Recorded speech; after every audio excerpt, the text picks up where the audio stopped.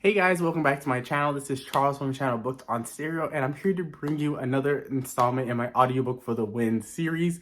I know you guys have been waiting, hopefully on bated breath, for when these episodes were about to drop, because I did promise a couple months ago that they will be coming out every other week, but I hit a video editing slump. And so I just want to preface this interview was filmed quite a bit of ways back, probably about like a month ago. So some of the audiobooks that were mentioned as that were soon to be coming out are probably out right now. So just a little context for you before you go into this interview. And let's get back to Past Charles and let's get into this interview.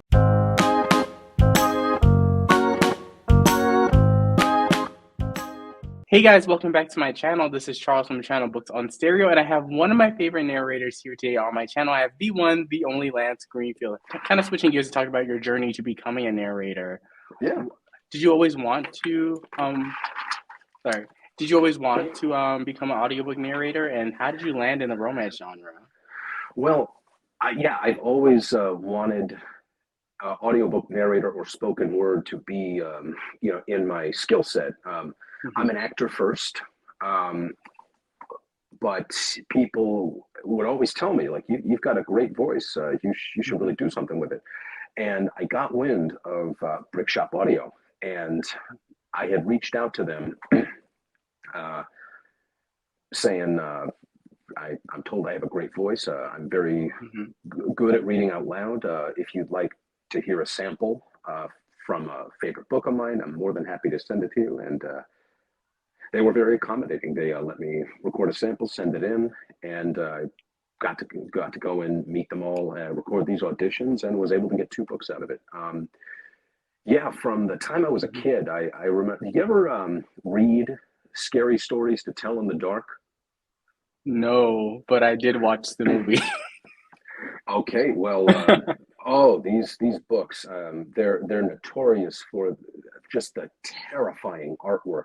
These nightmarish watercolor paintings by this guy Stephen Gamble. It was written by Alvin Schwartz. It's these very short, scary stories, and they were narrated by the late great George S. Irving. And second grade, when I would go to school, my teacher would put it on, and I got a copy of the tape, and I just listened to it like backwards and forwards over and over to the point where I knew the stories myself, and I would tell them to my friends. And that's when I sort of knew I had a knack for it. Then a couple of years went by, and then I heard Tim Curry do the series of unfortunate events series, and was just blown away by his command of all these different characters and how distinct he made them.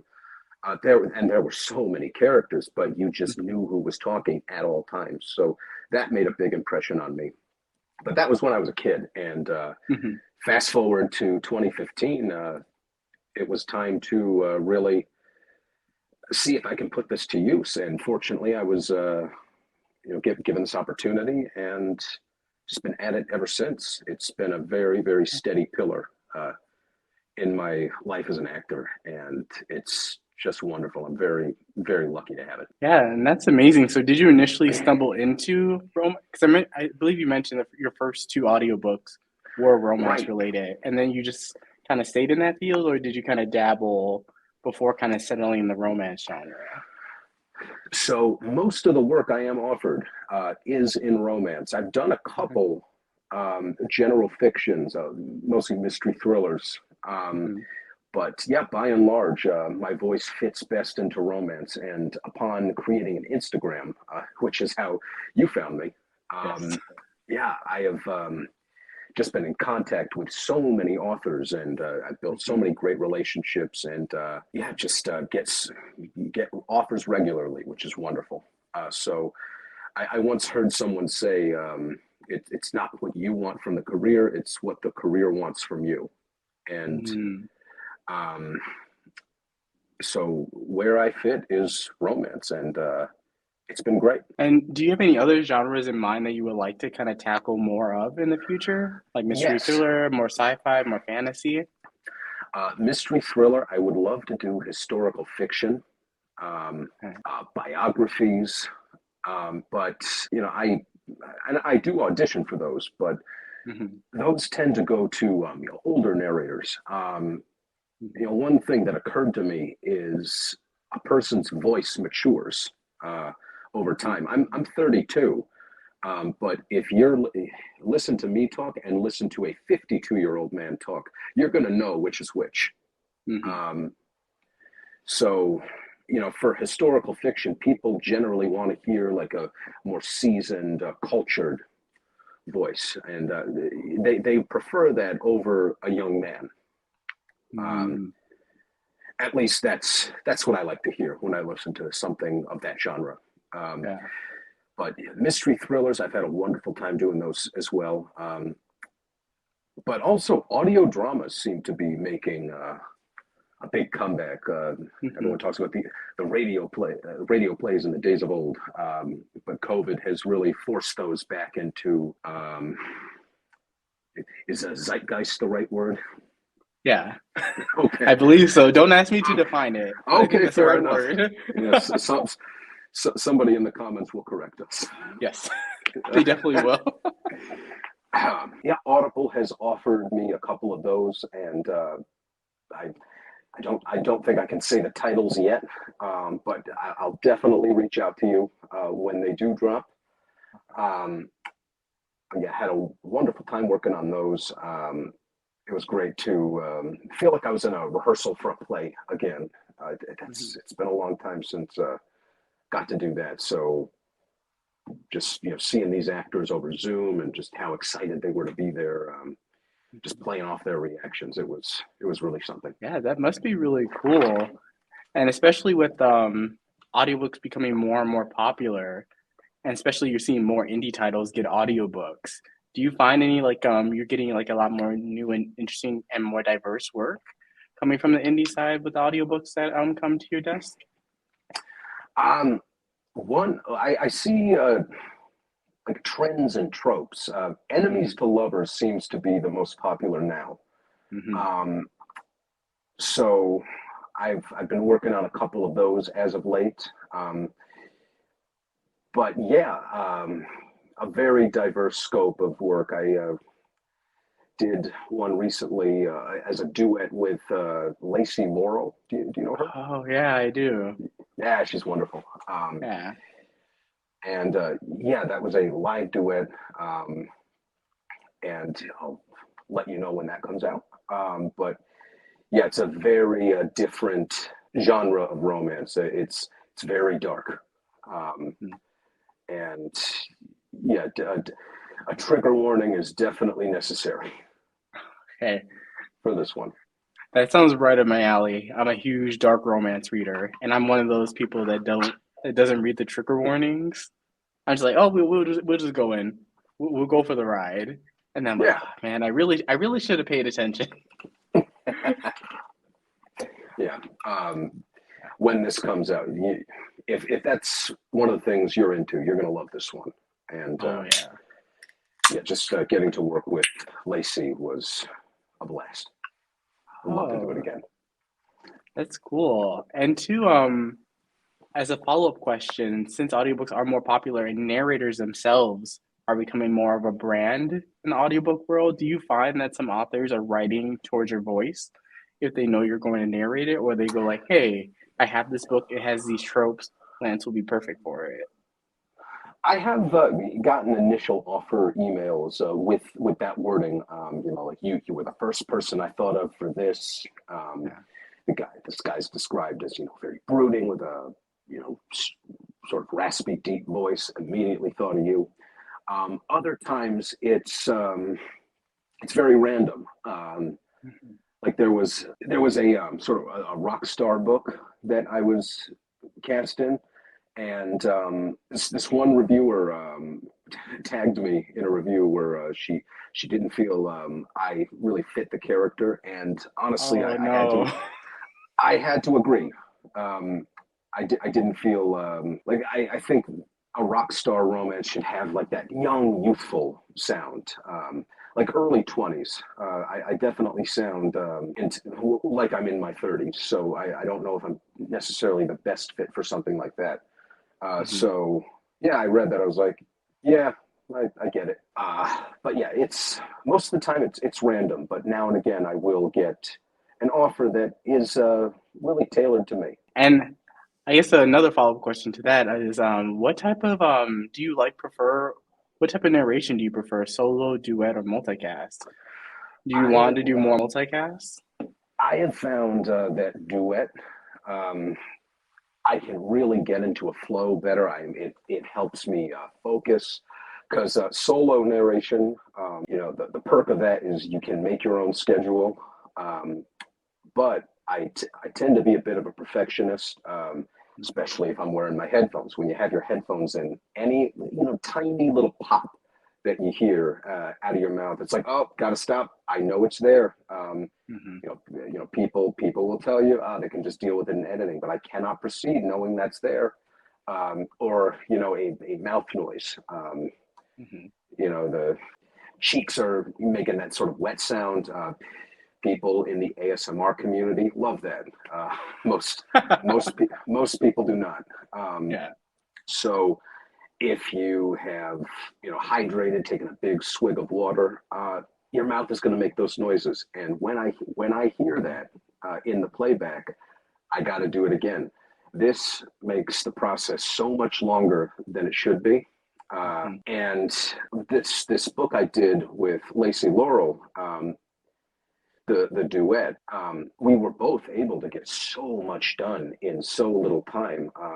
It's looking like it's going to be probably an 8-hour book or 6 to 8 hour book, and we were able to get it done in 2 days. Oh, okay. So just knowing that the straight record was going, there was no need to stop. Any mouth noises that occurred will be dealt with in post. It truly is okay to let the recorder run. I was able to get into a flow, and the work was just better. Mhm. So that really restored confidence in the coming week, where I had 2 books to do. I didn't try to make anything perfect. I just I didn't let the recorder run. I did ask these engineers working on the projects, like, would it be okay if I straight recorded? I'll be less inclined to mess up and I'll be able to turn this around quicker. And Mhm. they said, no can do. Like, it's going to be so much work for the editors, but we can talk about this for another title. Like, we're willing to play ball on another title, but for this one, just please do a punch and roll. Um, Mhm.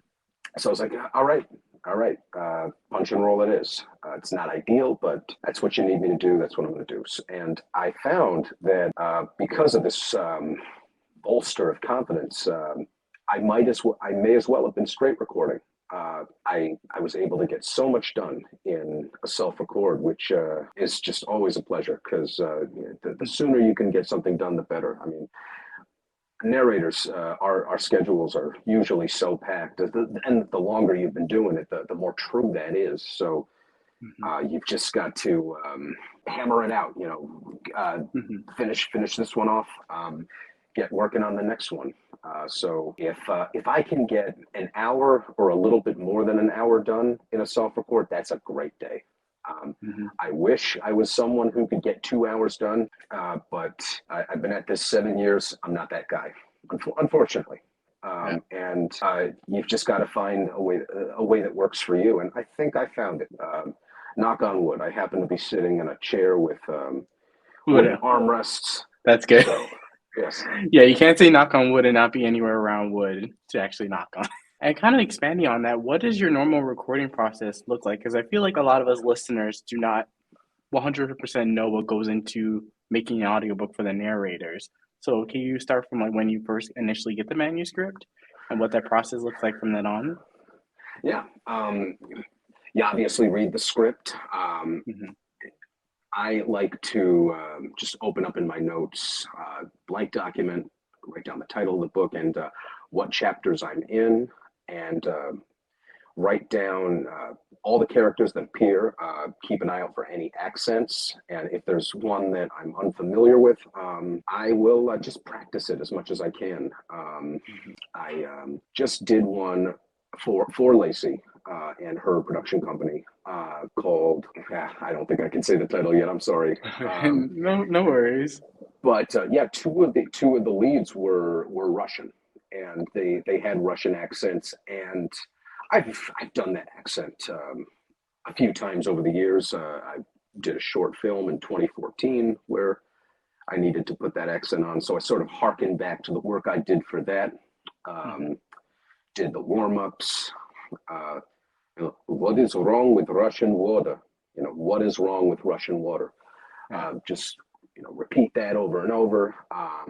Read a paragraph in the accent. Don't judge what's coming out of your mouth as good or bad. Just practice.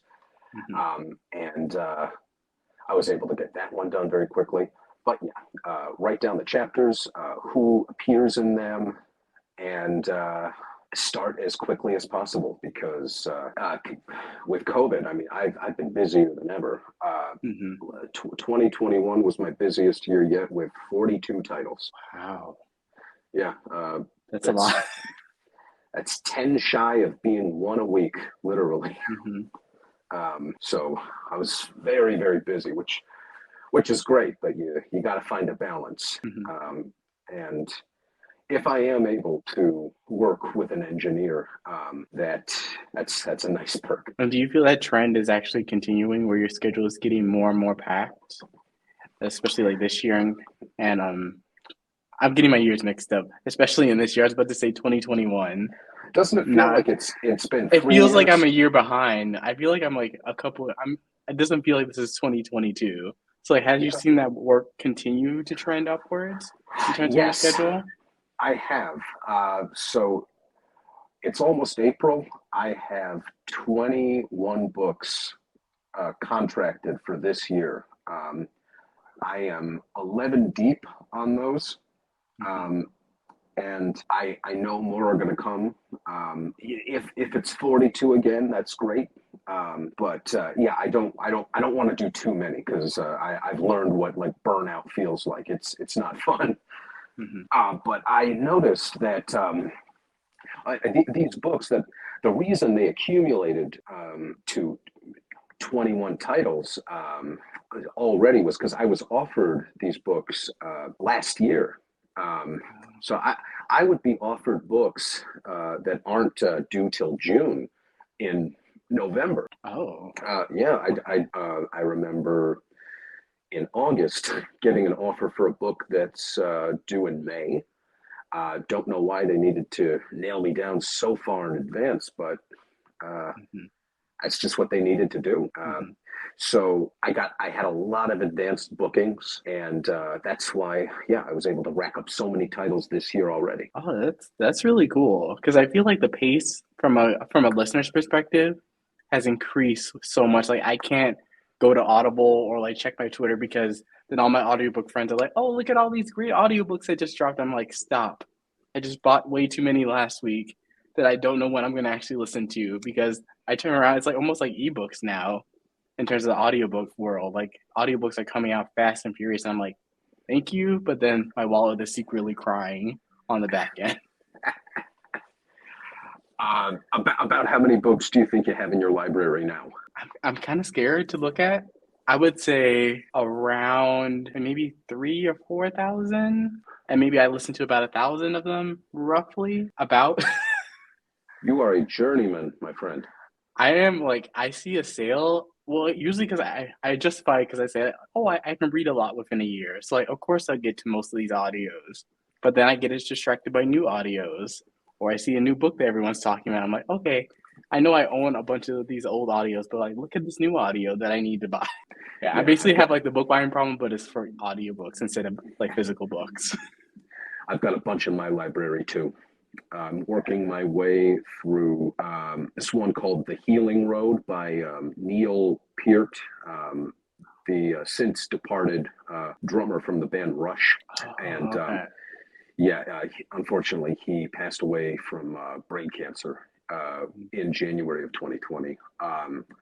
But yeah, this book is about him and his wife in the late 90s coping with the sudden death of their daughter when she was on her way to college, and his wife passing soon after from cancer, and this long hiatus he took from music, just traveling across Canada by motorcycle to just try to cope with it.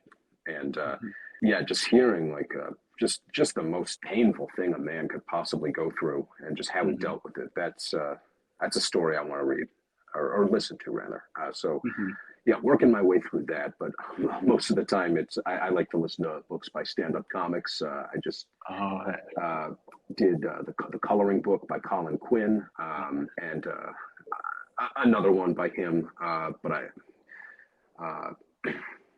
And you know the actor Ron Perlman? Yes. Yeah. Yeah, I just listened to his autobiography, Easy Street the Hard Way. That was a lot of fun to listen to that as an actor, and just listen to the journey he went on, just slugging it out for decades until he hit his stride with Hellboy. That sounds interesting. Yeah. And I'm curious as well, since you have done so many different romance titles, is there like a particular trope or character type that you really like to do? So like if that comes your way, you're immediately like super excited to jump into the book? I do have a soft spot for the enemies to lovers trope that I mentioned. In books, in movies, I love seeing a person's walls come down, and you'll realize that they don't have to be so tough all the time, and learn to see a connection when it's right in front of them. I think that's beautiful. So getting to narrate stories of that type, I just love. And two, I know, especially with the audiobook space, you're starting to see more independent audiobook production companies. I was wondering, do you find yourself working a lot with those audiobook production companies, or you're finding your work kind of like a mix between like Audible, Findaway, Brickshop, a whole different like variety of publishers or production companies, I should say? Definitely a mixed bag, especially since making an Instagram and connecting with the fans more. Oh God, creating an Instagram was one of the smartest decisions I've ever made. And it was all to promote Erin Mallon's Bromantic Comedies. Oh, really? Yeah, which is a collection of short plays. She's a superb playwright. And she's obviously a brilliant narrator, but an excellent playwright too. So Bromantic Comedies is definitely one to check out. But she was doing an evening of interviews with the cast to promote the release of this book, and some real heavy hitters. Myself, Jason Clark, Joe Arden, Shane East, Teddy Hamilton, and I needed to create an Instagram to access that, and I had like 120 followers the first day, so the floodgates just opened, and all these owners of these production companies reached out to me. We struck a deal, and yeah, it used to be when I was starting out, it was just Brickshop, and then 2016 rolled around. My work was getting some positive buzz. Then Audible reached out to me, and then Recorded Books reached out to me, and then created the Instagram. And I'll just say it again: the floodgates opened, and yeah, now I'm working with. I write it down for tax purposes. Who I'm working with. I think it's something like 15 different companies. Oh, wow. Yeah. So do you find like you have like building more of a relationship with not just authors and production companies, but with listeners as well, because they can find you on Instagram? Yeah, they message me now and again. I'll message an author, and some very, very lovely people will reach out to me, suggesting that I reach out to this person. They say, this person's casting a vampire series. I think you'd be perfect for that. Reach out to them. Here's their handle, and I'll shoot them a DM, and then we're cooking. And kind of shifting gears, are there any upcoming projects that you can share that are coming for you in the next couple of months? I've done them so recently. This one should be releasing soon. A Labyrinth of Fangs and Thorns. It is a vampire romance. I don't have the author's name on hand. I would have to go to my notes. But yeah, that's one.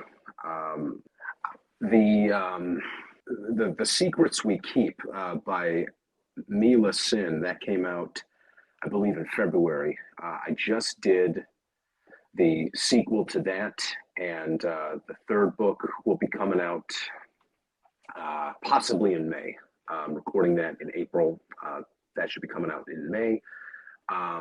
Other than that, I think I have to keep details under wraps. And then my final and maybe the toughest question: Sure. are there any audiobooks that you would recommend that can either be audiobooks that you have done or favorite audiobooks that you have listened to recently? They don't have to be all-time favorites, but some that you really love and you would like to share. Sure. From my body of work, the Forger of Worlds series by Simon Archer, the Hard Truth About Sunshine by Sawyer Bennett. I started working with her in early 2017, and she's been a staple for all the books I've done. We've worked together so many times. That story was beautiful. I consider myself pretty steely nerved, with some of the subject matter we deal with, but I found myself getting misty-eyed in the booth. Oh, okay. Yeah, during some parts. That was one that I just adored. I would say anything by Chelle Bliss, if that's not too vague. But Resist Me in particular. My Big Fat Fake Engagement, The Blind Date by Lauren Landish, that are not read by me. Easy Street the Hard Way by Ron Perlman.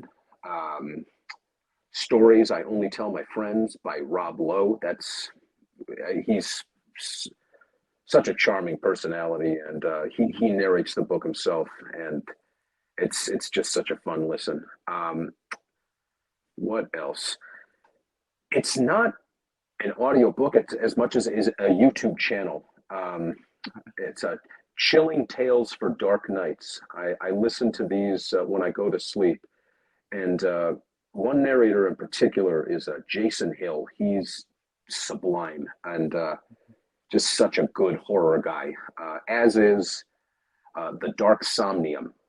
I love that creepypasta stuff, and those are two that really stand out to me as just wonderful. And it's, oddly enough, I listen to them when I'm falling asleep. Yeah, I was about to ask, I'm like, you listen to horror stories and chilling stories before you go to bed? Yeah. And the Dark Somnium, I mean, he's like an editing whiz, so he makes like a whole production out of it. But the sound design is just unreal. It's like you're in it. So yeah, really, really talented guy. Thank you again, Lance, so much for coming on my channel. It has been amazing talking to you.